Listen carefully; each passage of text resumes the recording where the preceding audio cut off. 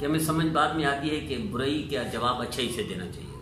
شروع میں ہم بے صبرے ہو جاتے ہیں، بعد میں یاد آتے ہیں کہ ہمارے نبی کی سنت یہ ہے. ابتدا میں ہم بھی بھول جاتے ہیں صبر کرنا، ابتدا میں بھول جاتے ہیں برداشت کرنا ہے، ابتدا میں بھول جاتے ہیں علم، رواداری اور اسی طرح پیار محبت ابتدا میں بھول جاتے ہیں، بے صبرے ہو جاتے ہیں.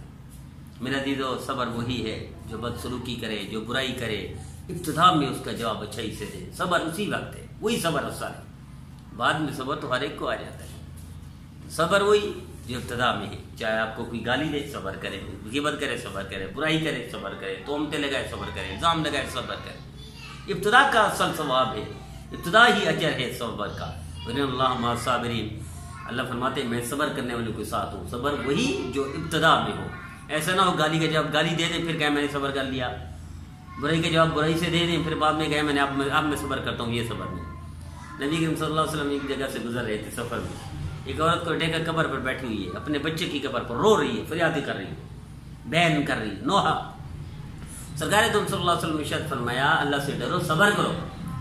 تو اس نے پہچانا نہیں نبی کریم صلی اللہ علیہ وسلم کو، وہ عورت تھی. اس نے کہا آپ اپنی راہ لیں، آپ کو کیا خبر میری مصیبت کا، یعنی میرا بیٹا بہت ہو گیا.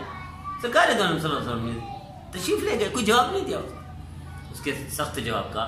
پیچھے صحابی آ رہے تھے، انہوں نے کہا اس بڑھیا سے، اس عورت سے آپ کو پتہ یہ کون تھے؟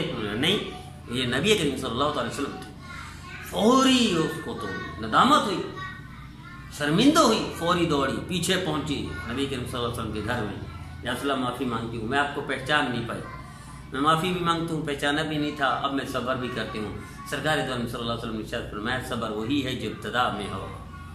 تو میرا عزیزو، کسی بھی اعتبار سے، کسی بھی زاویے سے صبر بعد میں تو آ ہی جاتا ہے.